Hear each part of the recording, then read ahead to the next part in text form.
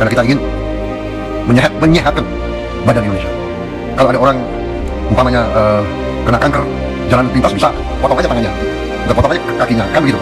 Tapi mungkin dengan ketepatan, dengan terapi, dengan teknologi, dengan kita bisa tanpa terlalu merusak badan. Sama, saya dapat pelajaran bahwa ekonomi suatu negara sama dengan badan kita. Kalau kita melihara badan kita dengan baik, ekonomi, badan kita akan sehat. Sama. Ini gila banget, bos.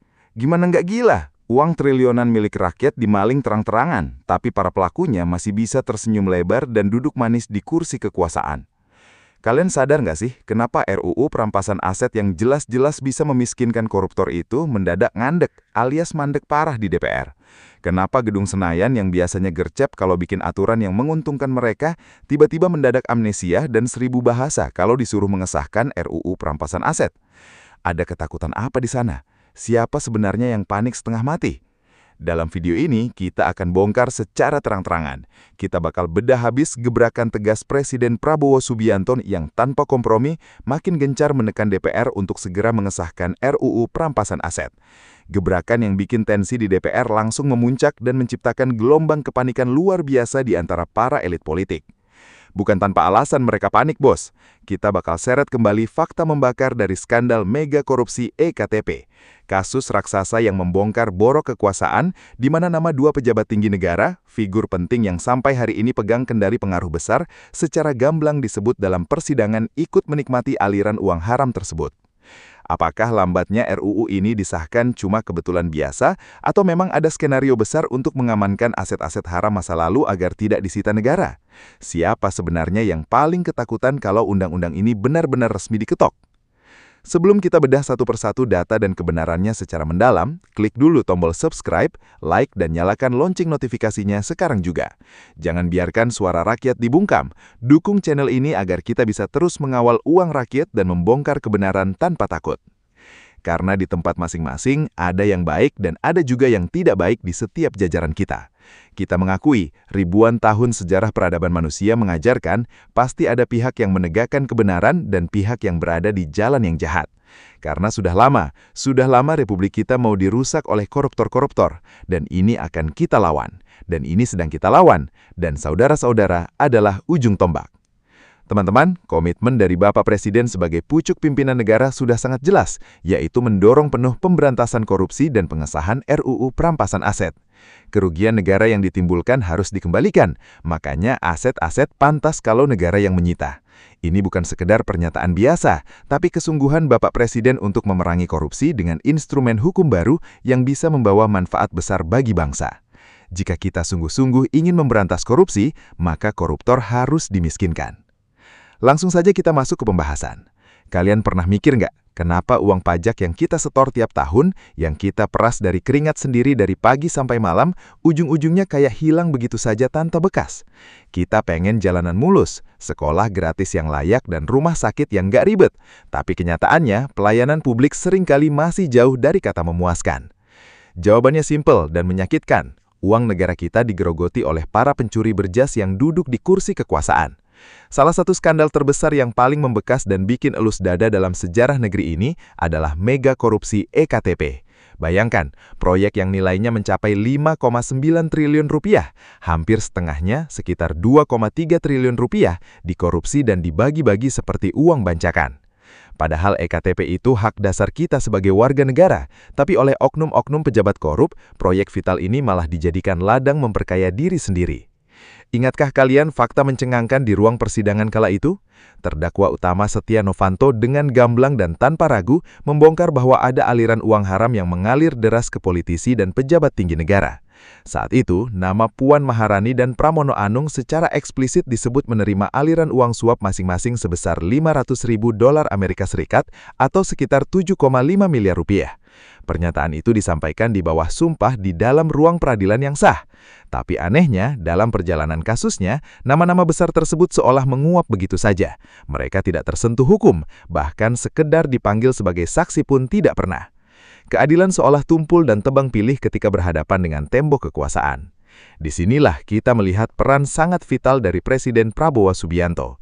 Beliau menegaskan posisi tegasnya untuk tidak memberikan celah sedikit pun bagi para pejabat korup untuk bermain-main dengan uang rakyat. Presiden Prabowo secara konsisten menyuarakan dan mendesak percepatan pengesahan RUU Perampasan Aset. Langkah ini adalah tindakan nyata untuk menyikat habis para perampok uang negara tanpa pandang bulu. Kenapa RUU Perampasan Aset ini begitu ditakuti oleh para politisi dan koruptor? Karena RUU ini punya kekuatan super. Instrumen hukum ini mampu menyita seluruh kekayaan hasil korupsi, bahkan kekayaan dari kasus-kasus di masa lalu tanpa harus menunggu proses pidana orangnya selesai atau ditetapkan sebagai tersangka terlebih dahulu. Ibaratnya begini agar mudah dipahami. Membekukan dan mengambil kembali aset koruptor dengan hukum yang ada sekarang, itu seperti mengejar si pencuri sepeda motor, tapi kita dilarang mengambil motornya sebelum si pencuri mengaku di depan hakim. Akibatnya, selagi proses pengadilan berlibat-libat dan memakan waktu bertahun-tahun, si pencuri sudah sempat menjual motornya, menyembunyikan uangnya, atau mengalihkan atas nama keluarganya. Nah, RUU Perampasan Aset ini bekerja sebaliknya. Begitu ada indikasi kuat harta itu hasil curian, motornya langsung disita dan dikembalikan ke pemilik sah, yaitu rakyat, tanpa perlu perdebatan panjang yang mengulur waktu. Maka sangat wajar jika hari ini masyarakat mengaitkan lambatnya pengesahan RUU Perampasan Aset di DPR dengan skandal besar seperti EKTP. Logika publik sangat masuk akal dan sederhana. Kenapa DPR begitu alot, ogah-ogahan dan terkesan mengulur waktu untuk mengesahkan undang-undang yang jelas-jelas menguntungkan rakyat ini? Jawabannya ya, karena kalian tahu sendiri siapa nama besar yang secara terbuka disebut oleh Setia Novanto di persidangan EKTP. Ya, nama Puan Maharani. Dan siapa yang menjabat sebagai Ketua DPR RI saat ini? Ya, Puan Maharani. Ketika kunci pengesahan suatu undang-undang berada di tangan lembaga yang dipimpin oleh figur yang namanya pernah terseret dalam skandal korupsi terbesar, masyarakat tentu berhak bertanya dan curiga. Apakah DPR sengaja menahan RUU ini karena takut senjata itu nantinya justru akan memakan majikannya sendiri?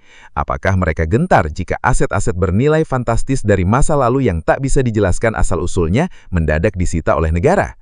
DPR harus malu kepada rakyat ketika Presiden Prabowo menunjukkan taringnya dan berjuang keras untuk menyelamatkan uang rakyat. Senayan justru terkesan menjadi benteng pertahanan yang memperlambat arus reformasi hukum. Pengesahan RUU Perampasan Aset yang berlarut-larut ini bukan sekedar masalah teknis legislasi, melainkan cerminan nyata dari ketakutan para elit politik akan transparansi dan kemiskinan koruptor. Rakyat tidak bodoh lagi. Kita bisa menilai mana pemimpin yang benar-benar berdiri membela hak rakyat dan mana lembaga yang sibuk mengamankan posisi dan kekayaan kelompoknya sendiri. Sudah saatnya aturan diubah secara radikal.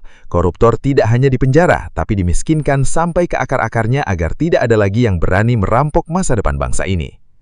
Sekarang mari beropini. Kalau kita mau jujur dan melihat realita dengan jernih, persoalan korupsi di negeri ini sebenarnya sudah sampai pada taraf yang sangat memprihatinkan. Sebagai masyarakat biasa, kita seringkali merasa capek dan elus dada melihat tingkah para oknum pejabat yang rasanya tidak pernah kapok menggerogoti uang negara. Coba kita bayangkan bersama secara sederhana. Uang negara itu pada dasarnya berasal dari keringat kita semua, dari pajak yang kita bayarkan saat membeli barang, membayar kendaraan, hingga potongan gaji tiap bulan. Harapannya simpel, uang itu kembali ke kita dalam bentuk fasilitas umum yang layak, seperti sekolah yang bagus, jalanan yang mulus, dan rumah sakit yang pelayanannya cepat dan murah. Namun kenyataannya sungguh-sungguh sangat berbeda. Ketika uang itu terkumpul dalam jumlah yang sangat besar, selalu saja ada oknum yang melihatnya sebagai kue gurih untuk dibagi-bagi. Kasus-kasus besar yang nilainya fantastis menjadi bukti nyata bagaimana hak rakyat kecil dirampas tanpa rasa bersalah demi memperkaya kelompok tertentu.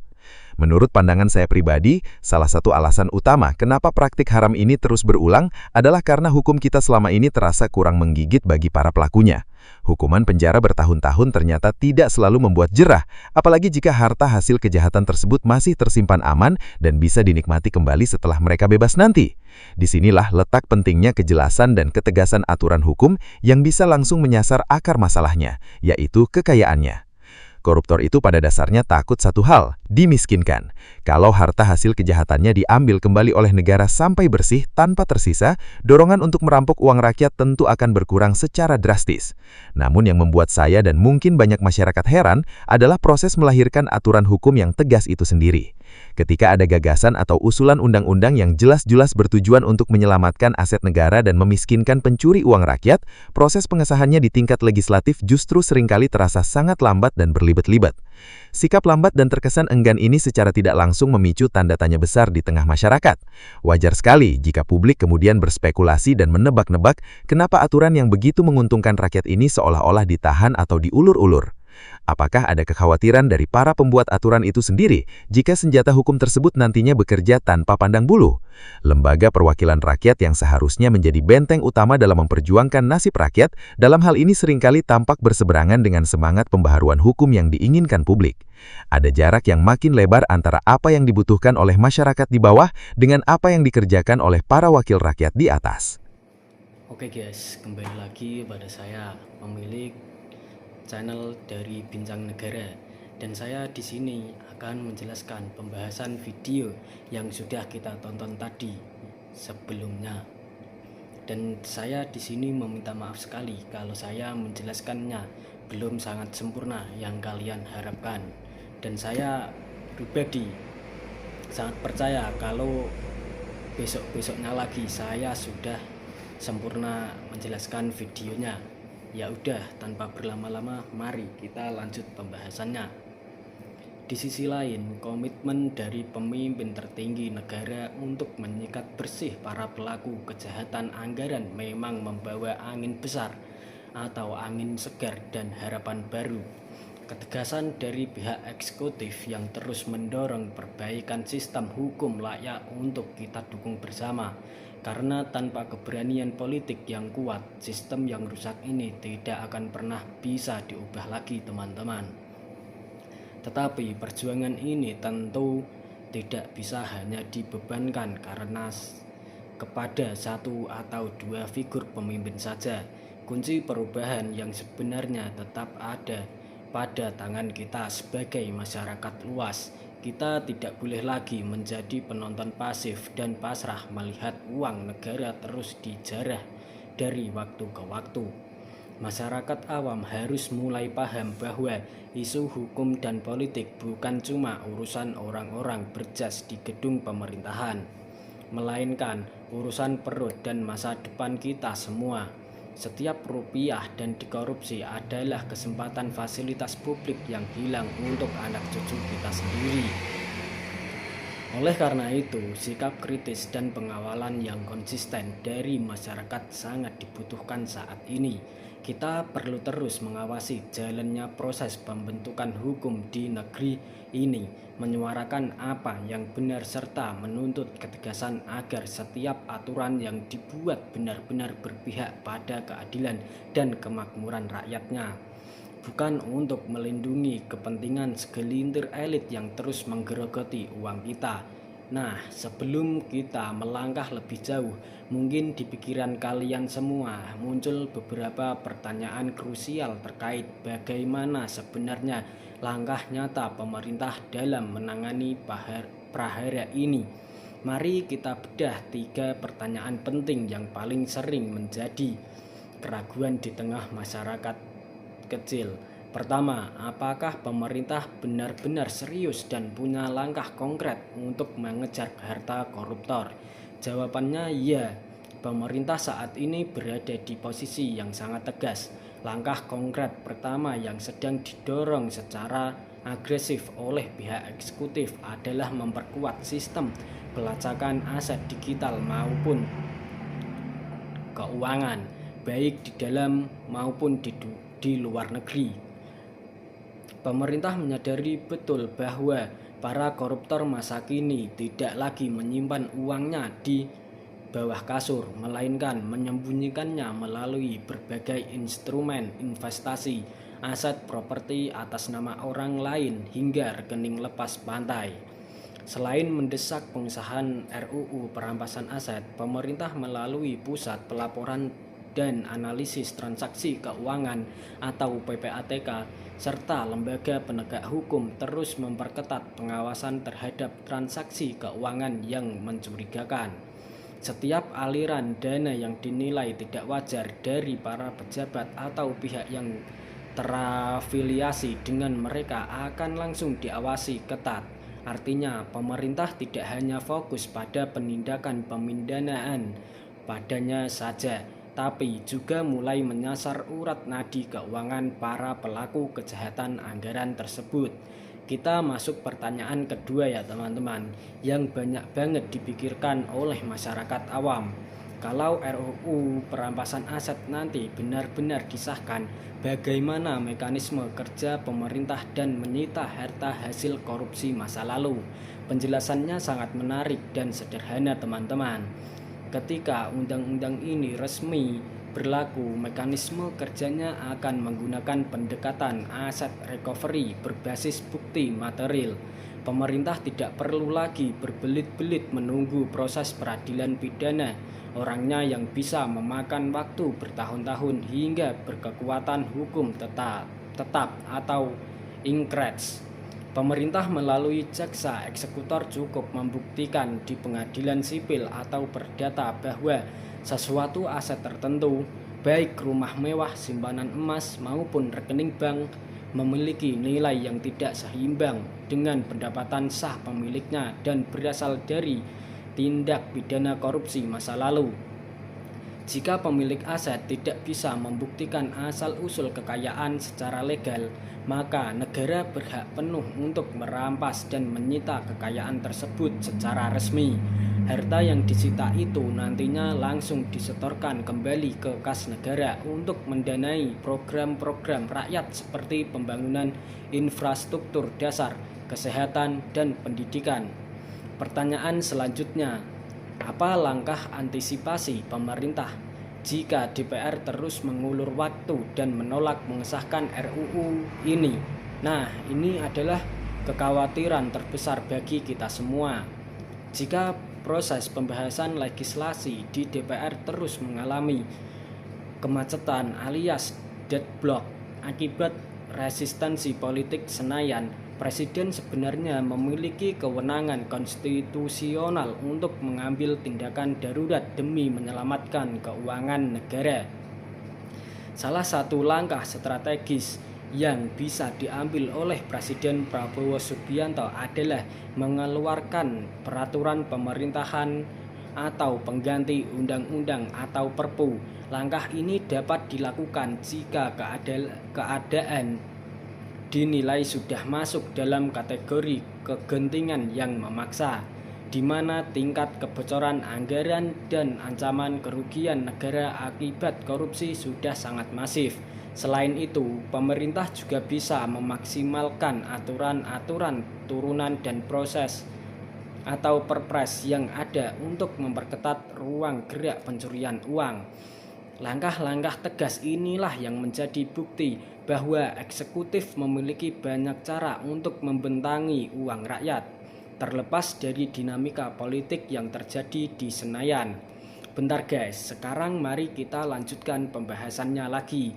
Nah, langkah yang paling baik untuk kita semua sebagai rakyat kecil harus mendukung langkah berani pemerintah dan mengapresiasi serta mengawasi kebijakan pemerintah saat ini, mendukung pemerintah dalam menjalankan roda pembangunan dan penegakan hukum bukanlah bentuk kepatuhan yang buta, melainkan wujud rasa cinta dan kepedulian yang mendalam terhadap masa depan bangsa dan negara.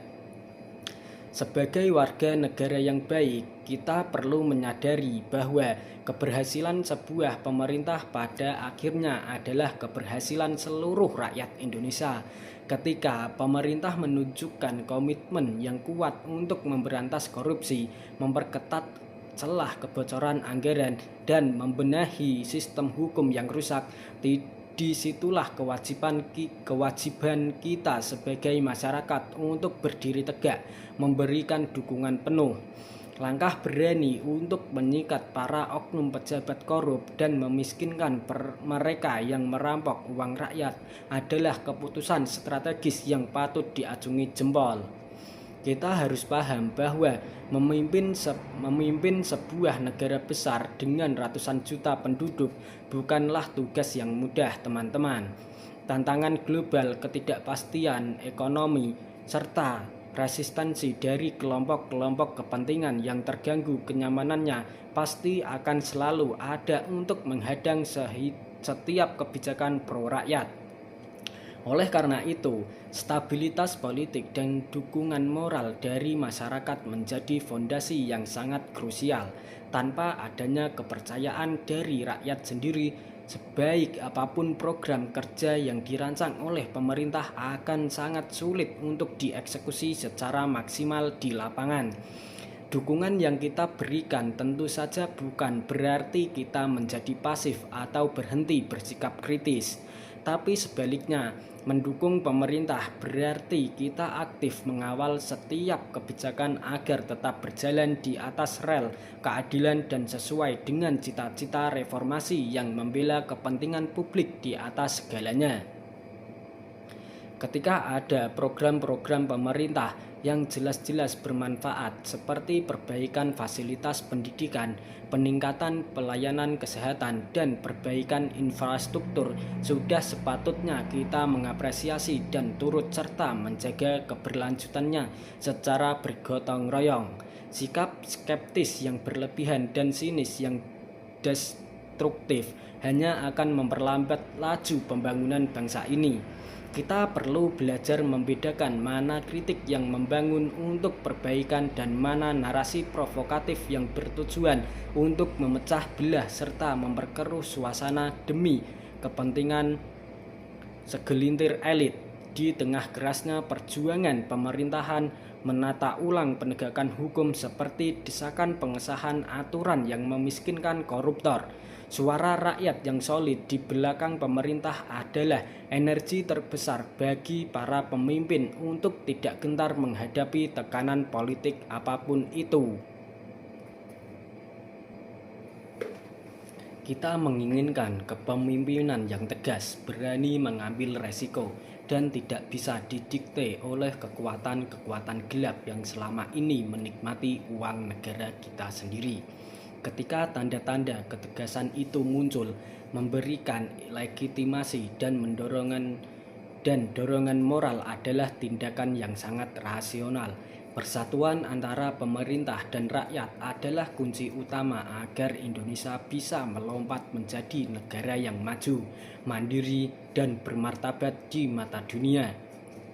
Ketika pemerintah dan rakyatnya berjalan selaras dengan tujuan yang sama, tidak ada benteng masalah yang terlalu kokoh untuk kita robohkan bersama. Mari kita buang jauh-jauh ego sektoral, sekat-sekat perbedaan pasca pemilu, dan fokus pada agenda besar pembenahan bangsa. Masa depan Indonesia yang sejahtera tidak dibangun dari perpecahan, melainkan dari kolaborasi dan rasa saling percaya antara pemegang amanah dan pemilik kekuasaan tertinggi, yaitu kita, rakyat. Nah, teman-teman sekalian, sudah saatnya kita semua melek mata dan tidak lagi menutup diri dari derasnya arus informasi. Kita hidup di era di mana informasi berada tepat di genggaman tangan kita sendiri. Namun, di saat yang sama, ancaman pembodohan dan manipulasi opini publik juga mengintai dari segala arah. Sebagai rakyat biasa, kita seringkali dijadikan objek, dimanfaatkan hanya saat suara kita dibutuhkan, lalu dilupakan begitu saja ketika keputusan-keputusan besar yang menentukan nasib bangsa sedang digetok di meja kekuasaan. Jangan sampai kita terus-menerus menjadi korban yang tidak tahu apa-apa atas apa yang sebenarnya terjadi di balik layar pemerintahan. Suatu hal yang harus paling kita waspadai saat ini adalah upaya dari pihak-pihak tertentu yang sengaja ingin memecah belah fokus pada persatuan kita. Pola lama seringkali diulang ketika isu-isu besar seperti korupsi triliunan rupiah atau penundaan hukum penting mulai mencuat. Isu-isu sensitif mendadak dimainkan untuk membenturkan kita antar sesama rakyat. Mereka ingin kita sibuk bertengkar, saling hujat, dan terpecah belah karena perbedaan pandangan yang dangkal. Kenapa? Karena ketika rakyatnya sibuk berkelahi satu sama lain, perhatian kita akan teralih dari kekayaan negara yang sedang digerogoti secara diam-diam oleh para oknum tidak bertanggung jawab. Jangan mau diadu domba, kita harus makin cerdas, makin dewasa, dan tetap bersatu tanpa memandang suku, agama, maupun pilihan politik. Ingat teman-teman, musuh utama kemajuan bangsa ini bukanlah tetangga atau teman kita yang beda pendapat, melainkan korupsi yang sangat besar dan ketidakadilan yang merenggut hak-hak dasar kita sebagai warga negara. Mulai sekarang, mari kita membangun kebiasaan untuk selalu menyaring setiap informasi, mencari tahu fakta di balik sebuah berita, dan tidak mudah diprovokasi oleh narasi-narasi manis yang menyesatkan. Kritis bukan berarti membenci, melainkan bukti nyata bahwa kita peduli dan cinta pada masa depan negeri ini. Dengan rakyat yang berpendidikan, kritis, dan pada hukum atau paham hukum, para pejabat di atas sana tidak akan bisa lagi bersikap seenaknya atau menganggap kita bodoh. Teman-teman, suara dan kontrol sosial dari masyarakat yang bersatu adalah benteng terkuat untuk menjaga uang rakyat dan memastikan keadilan benar-benar ditegakkan. Oleh karena itu, wadah edukasi dan pembongkaran fakta seperti ini hadir khusus untuk kalian semua. Kita butuh barisan masyarakat yang kuat, yang siap bergerak bersama demi mengawal setiap kebijakan dan membongkar kebenaran tanpa ada yang ditutup-tutupi. Jika kalian merasa menyukai pembahasan yang jujur, berani, dan membuka mata seperti ini, dukung terus perjuangan kami. Jangan lupa untuk menekan tombol subscribe, berikan like, ikuti kolom komentar, dan bagikan video ini ke seluruh kerabat serta keluarga kalian agar makin banyak orang yang paham dan teredukasi. Terima kasih sudah menonton narasi ini dari awal sampai akhir. Tetap kritis, tetap bersatu, dan jangan pernah lelah mencintai Indonesia. Jika kalian merasa menyukai pembahasan yang jujur, berani, dan membukakan mata seperti ini, dukung terus perjuangan kami teman-teman. Jangan lupa subscribe dan komen. Jangan mau diadu domba. Itu pesan saya lagi. Terima kasih untuk kalian semua yang sudah mau meluangkan waktu untuk menonton video ini agar kita semua melek informasi dan melek mata tentang bagaimana pergerakan pemerintah atau dobrakan Presiden Prabowo Subianto untuk mengesahkan RUU perampasan aset dan merampas semua aset para koruptor untuk dikembalikan kepada kita semua, rakyat Indonesia. Kita jeda dulu ya teman-teman. Kita minum air putih yang bernama Le Mineral teman-teman. Ini rasanya enak banget ya. Saya di sini sambil bekerja teman-teman. Maaf sekali kalau saya menjelaskannya belum sangat sempurna ya teman-teman. Bismillahirrahmanirrahim.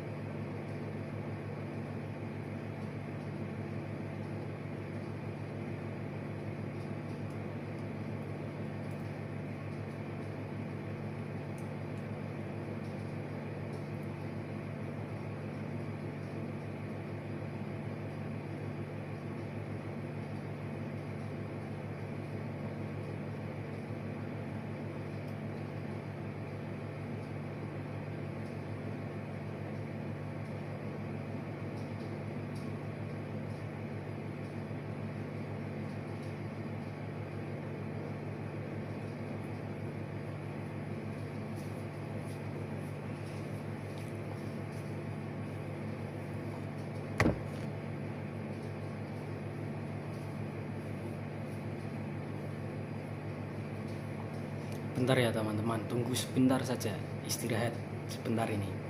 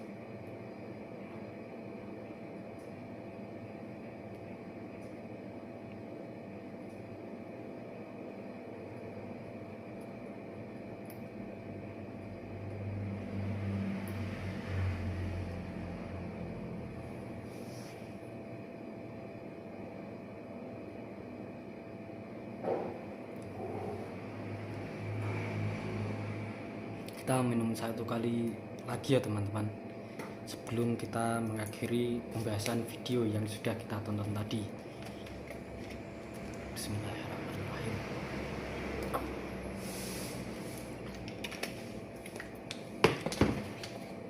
Terima kasih teman-teman sudah menonton narasi ini dari awal sampai akhir. Tetap kritis, tetap bersatu, dan jangan pernah lelah mencintai tanah Indonesia Raya ini.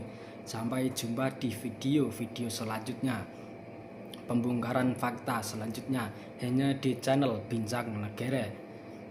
Channel orang kecil bersuara, tidak lain tidak bukan hanya di Bincang Negara. Saya sebagai admin Bincang Negara ingin mengundurkan dari pembahasan video yang sudah kita tonton tadi. Wassalamualaikum warahmatullahi wabarakatuh.